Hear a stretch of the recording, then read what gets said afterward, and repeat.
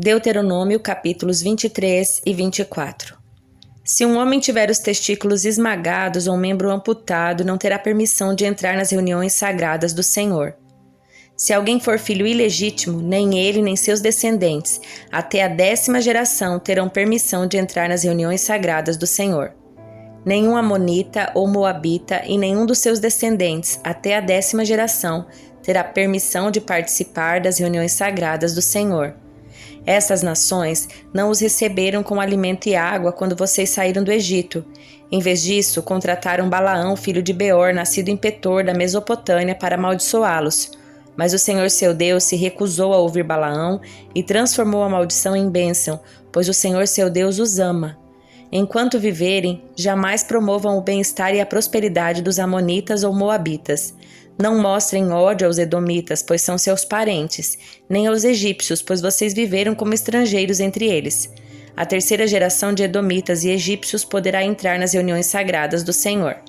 Quando saírem para guerrear contra seus inimigos, mantenham-se afastados de tudo que é impuro.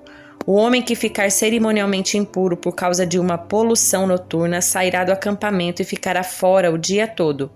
Ao entardecer, ele se banhará e ao pôr do sol poderá voltar ao acampamento. Determinem uma área fora do acampamento onde possam fazer as necessidades. Cada um deve ter uma pá como parte do seu equipamento.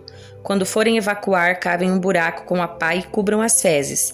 O acampamento deverá ser santo, pois o Senhor seu Deus anda no meio dele para proteger vocês e derrotar seus inimigos. Cuidem para que ele não veja em seu meio qualquer coisa vergonhosa e se afaste de vocês. Se escravos fugirem e se refugiarem com vocês, não os devolvam aos seus senhores. Permitam que eles vivam em seu meio em qualquer cidade que escolherem e não os oprimam. Nenhum israelita, homem ou mulher, se dedicará à prostituição em templos idólatras. Quando apresentarem uma oferta para cumprir um voto, não tragam à casa do Senhor seu Deus nenhuma oferta proveniente dos lucros de uma prostituta ou de um prostituto, pois ambos são detestáveis ao Senhor seu Deus. Não cobrem juros sobre os empréstimos que fizerem a um irmão israelita, seja de dinheiro, de alimento ou de qualquer outra coisa. Poderão cobrar juros dos estrangeiros, mas não cobrarão juros de israelitas para que o Senhor seu Deus os abençoe em tudo que fizerem na terra da qual estão prestes a tomar posse. Quando fizerem um voto ao Senhor seu Deus, cumpram-no prontamente. O Senhor seu Deus cobrará de vocês o cumprimento dos votos ou serão culpados do pecado. Não é pecado deixar de fazer voto, mas se fizerem um voto voluntário, cumpram cuidadosamente a promessa feita ao Senhor seu Deus. Quando entrarem no vinhedo do seu vizinho, poderão comer uvas até se saciarem, mas não as levem num cesto. E quando entrarem no campo de um vizinho, poderão apanhar as espigas de cereal com a mão, mas não usem a foice para cortá-las. Se um homem se casar e a esposa não for do seu agrado porque ele descobriu alguma coisa vergonhosa da parte dela, ele escreverá um certificado de divórcio e o dará a ela, mandando-a embora da sua casa.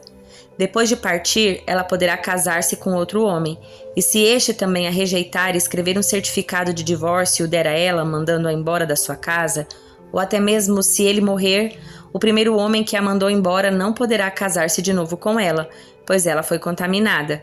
Isso seria detestável para o Senhor. Não tragam culpa sobre a terra que o Senhor seu Deus lhes dá como herança. O homem recém-casado não será recrutado para o serviço militar, nem receberá nenhuma outra responsabilidade oficial. Estará livre para passar um ano em casa, proporcionando alegria à mulher com quem se casou. Não tomem um conjunto de pedras de moinho, nem mesmo só a pedra de cima como garantia de uma dívida, pois o dono precisa das pedras para obter seu sustento. Se alguém sequestrar um irmão israelita e o tratar como escravo ou vender, o sequestrador terá de morrer. Deste modo, vocês eliminarão o mal do seu meio. Em todos os casos de lepra, cumpram com extremo cuidado as instruções dos sacerdotes levitas. Obedeçam a todos os mandamentos que eu dei a eles. Lembrem-se daquilo que o Senhor seu Deus fez com Miriam durante sua jornada no deserto, depois que vocês saíram do Egito. Se um de vocês emprestar algo ao seu próximo, não entre na casa dele para pegar o objeto que ele lhe oferecer como garantia. Espere do lado de fora enquanto ele pega o objeto e o traz para você. Se ele for pobre e lhe der o manto como garantia, não o guarde consigo durante a noite. Devolva-lhe o manto ao pôr do sol para que ele se aqueça durante a noite e abençoe você. O Senhor, seu Deus, considerará isso um ato de justiça. Nunca se aproveitem de trabalhadores pobres e necessitados, sejam israelitas ou estrangeiros que vivem em suas cidades. Paguem o salário deles todos os dias antes do pôr do sol, pois eles são pobres e contam com isso para viver. Do contrário, quando clamarem contra vocês ao Senhor, vocês serão culpados de pecado diante dele. Os pais não serão executados por causa dos pecados dos filhos, nem os filhos por causa do pecado dos pais.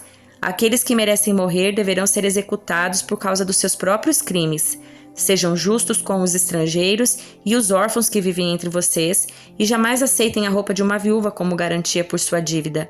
Lembrem-se sempre de que vocês foram escravos no Egito e de que o Senhor seu Deus os libertou da escravidão. Por isso eu lhes dou estas ordens. Quando estiverem fazendo a colheita de suas lavouras e esquecerem um feixe de cereais no campo, não voltem para buscá-lo. Deixem-no para os estrangeiros, para os órfãos e para as viúvas. Então o Senhor seu Deus os abençoará em tudo o que fizerem. Quando sacudirem as azeitonas de suas oliveiras, não passem pelos mesmos ramos 2 vezes. Deixem as azeitonas restantes para os estrangeiros, os órfãos e as viúvas. Quando colherem uvas em seus vinhedos, não passem novamente pelas videiras. Deixem as uvas restantes para os estrangeiros, órfãos e as viúvas. Lembrem-se de que vocês foram escravos na terra do Egito. Por isso eu lhes dou estas ordens. Salmo de número 45. Ao regente do coral, canção de amor para ser cantada com a melodia lírios. Salmo dos descendentes de Corá. Lindas palavras comovem meu coração. Recitarei um belo poema a respeito do rei, pois minha língua é como a pena de um habilidoso escritor. Tu és o mais belo de todos. Palavras graciosas fluem dos teus lábios. Sim, Deus te abençoou para sempre. Põe a tua espada à cintura, ó poderoso guerreiro. Tu és glorioso e majestoso. Em tua majestade cavalga para a vitória e defende a verdade, a humildade e a justiça. Avança e realiza feitos notáveis. Tuas flechas são agudas e atravessam o coração dos teus inimigos. As nações caem a teus pés. Teu trono, ó Deus, permanece para todo sempre. Tu governas com cetro de justiça. Amas a justiça e odeias o mal. Por isso, Deus, o teu Deus, te ungiu. Derramou sobre ti o óleo da alegria mais que sobre qualquer outro. Mirra, aloés e cássia perfumam tuas roupas. Em palácios de marfim, instrumentos de cordas te alegram. Entre as mulheres de tua corte há filhas de reis. À tua direita está a rainha, usando joias de ouro puro de Ofir. Ouça, ó filha de rei, leve a sério o que digo. Esqueça seu povo e sua família, pois o rei, seu marido, se encanta com sua beleza. Honre-o, pois ele é seu senhor. A cidade de Tiro a cobrirá de presentes. Os ricos suplicarão por seu favor. A princesa é uma linda noiva, belíssima em seu vestido dourado, em suas roupas bordadas. É levada até o rei, acompanhada de suas damas de honra. Formam um grupo alegre e festivo que entra no palácio real. Teus filhos serão reis como o pai deles. Tu os farás governantes de muitas terras. Eu darei honra ao teu nome por todas as gerações. Por isso as nações te louvarão para todo o sempre. Evangelho de João, capítulo 21. Depois disso, Jesus apareceu novamente a seus discípulos junto ao mar de Tiberíades. Foi assim que aconteceu. Estavam ali Simão Pedro, Tomé, apelidado de Gêmeo, Natanael, de Caná da Galileia, os filhos de Zebedeu e outros 2 discípulos. Simão Pedro disse: Vou pescar.